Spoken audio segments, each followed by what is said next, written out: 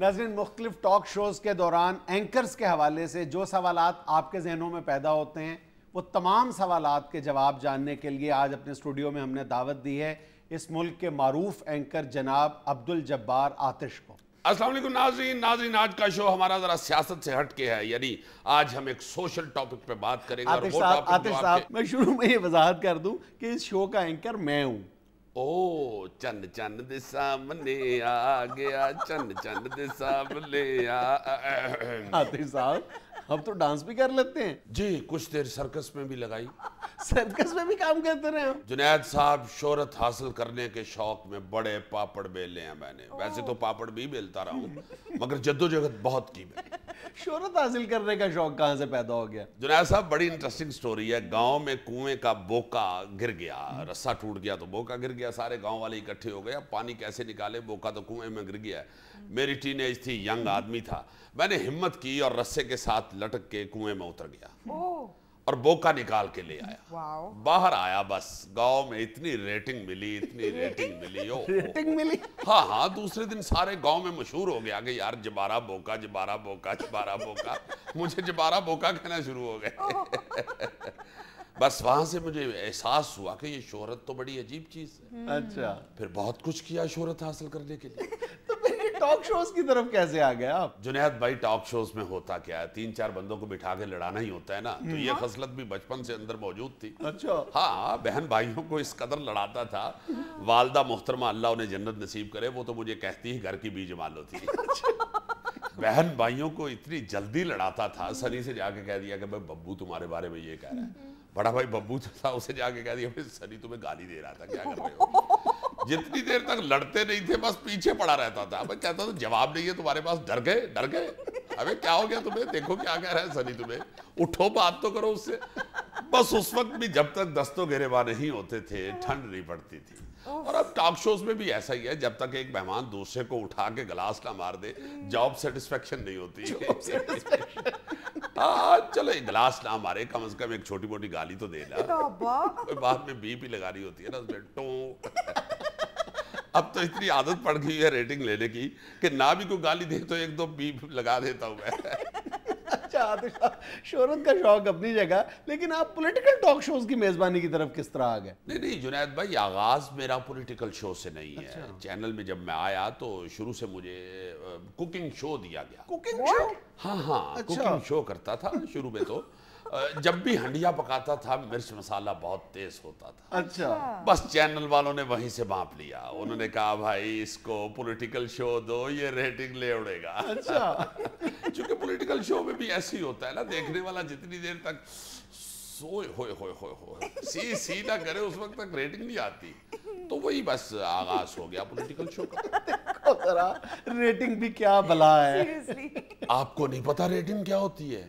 भाई रेटिंग किसी प्रोग्राम की मकबूलियत को जांचने का मायार है। वो मुझे भी पता है, लेकिन ये इतनी अहमियत की हामिल है। जुनैद भाई, अब्बा का इतना एहतराम नहीं करते जितना रेटिंग का करते हैं।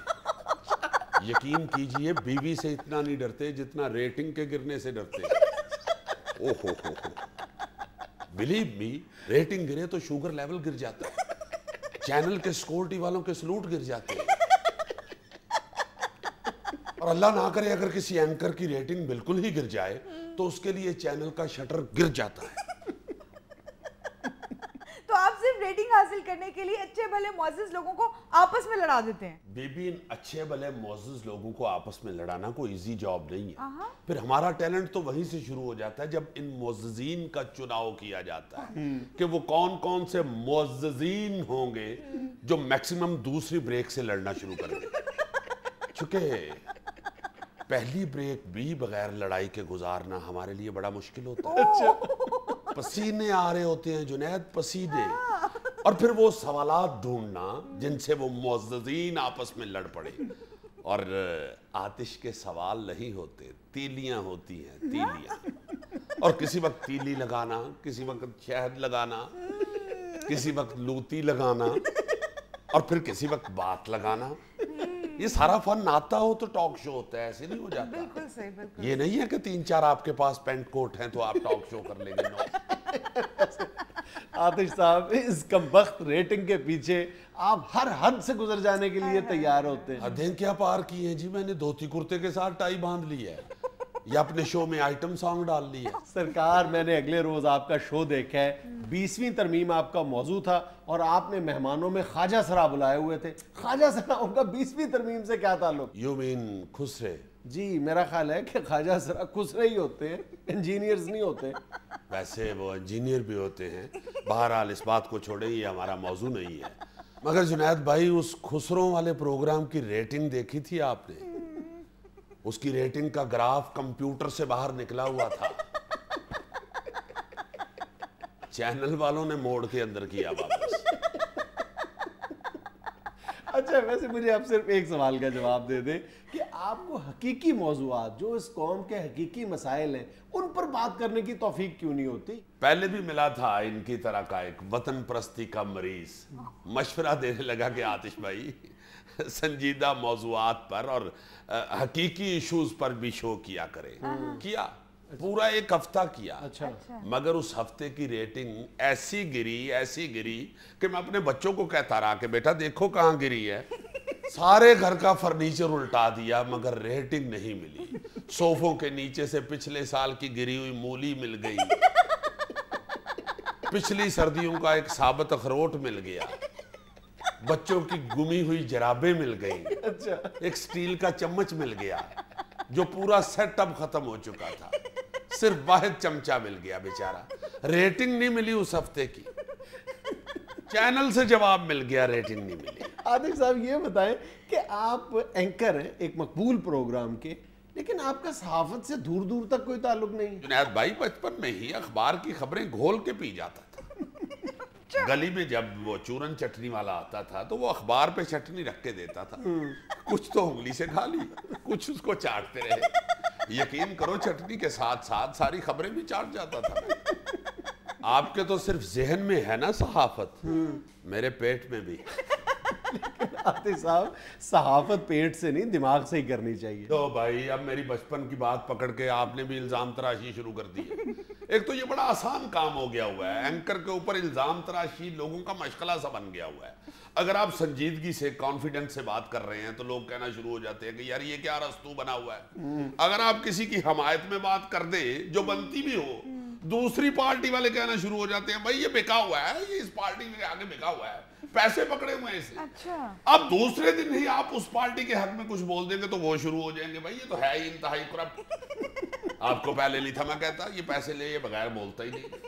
अब कहाँ जाए भाई? आप आज तक के अपने करियर से, इसका मतलब है, पूरी तरह मुतमईन है? नहीं जुनैद भाई, सितारों से आगे जहां और भी हैं। ये जो पॉलिटिकल शोज हैं ये तो महदूद से है ना, इल्जाम तराशी भी बहुत होती है। जैसे अभी आपने कह दिया कि भाई आपने हिजड़े बिठाए हुए थे, तो मैं चाह रहा हूं कि इस हदबंदी से निकलूं। मॉर्निंग शो में बड़ा मार्जिन। अच्छा। मॉर्निंग शो देखता हूं तो बड़ी अट्रैक्शन है यार उसमें, मैं पागल हो जाता हूं कि यार देखो ये क्या, कितना मजे का शो होता है।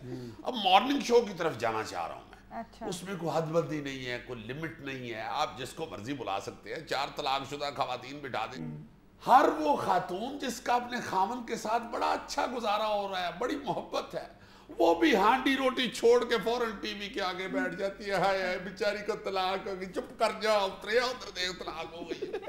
हाय हाय हाय हाय बेचारी कैसे जी तलाक हो गई, देखो तो सही। फोन करना शुरू हो जाती हैं, नाइला टीवी लगाओ जल्दी से, नहीं नहीं नहीं नहीं वो चैनल लगाओ वो जिसमें तलाक वाली खवातीन बैठी हुई है। स्यापा पड़ जाता है घरों में। हालांकि बाद में पता चलता है जो खवातीन तलाकशुदा बैठी हुई थी वो एक्ट्रेस थी। बल्कि यूं भी होता है कि एक आध खातून जो उनमें बैठी होती है उसकी शादी भी नहीं हुई होती। भाई शादी नहीं हुई तो तलाक मोहल्ले के जनरल स्टोर से ले लिए।